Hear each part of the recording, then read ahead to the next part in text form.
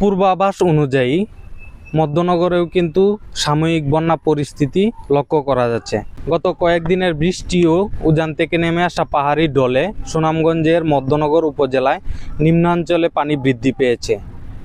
উপজেলার বিভিন্ন হাওর ও নদীর পানি স্বাভাবিকের তুলনায় বেশি থাকায় এখানকার স্থানীয়দের মধ্যে উদ্বেগ দেখা দিয়েছে। নিম্নাঞ্চল এবং নিচু যে বসতভিটা রয়েছে, অনেকের বসতভিটার সামনেই কিন্তু পানি চলে এসেছে এবং যেভাবে পানি বৃদ্ধি পাচ্ছে, এভাবে যদি পানি বৃদ্ধি পেতে থাকে তাহলে কিন্তু এখানকার বন্যা পরিস্থিতি আরও খারাপ হতে পারে। এই মুহূর্তে আমি রয়েছি সুনামগঞ্জের মধ্যনগর উপজেলার বংশীগন্ডা দক্ষিণ ইউনিয়নের টাঙ্গর হাওরের পশ্চিম তীরবর্তী রংসি গ্রামে এবং এখানকার গ্রামের পূর্ব পাশে যে ঢেউ প্রতিরক্ষা দেয়ালটি রয়েছে, সেই দেয়ালের সামনে যদি আমরা লক্ষ্য করি পানি চুই করছে।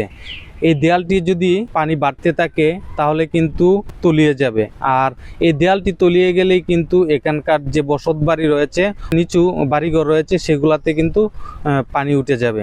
এবং আমি আরেকটি বিষয় আপনাদেরকে যদি জানিয়ে রাখতে চাই যে গতকাল 2টার দিকে মধ্যনগর সদর ইউনিয়নের কালিশাকান্দা নয়াপাড়া সংলগ্ন হাওরে পরিবারের সাথে মাছ ধরতে গিয়ে জয় সরকার নামে একজন কিশোর নিখোঁজ হয়েছে। এখন পর্যন্ত কিন্তু তার সন্ধান মেলেনি।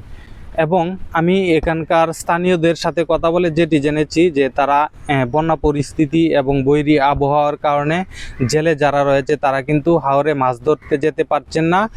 হাওর ভীষণ উত্তাল, তার কারণে কিন্তু তারা বর্তমানে জীবিকা নির্বাহ করতে পারছে না।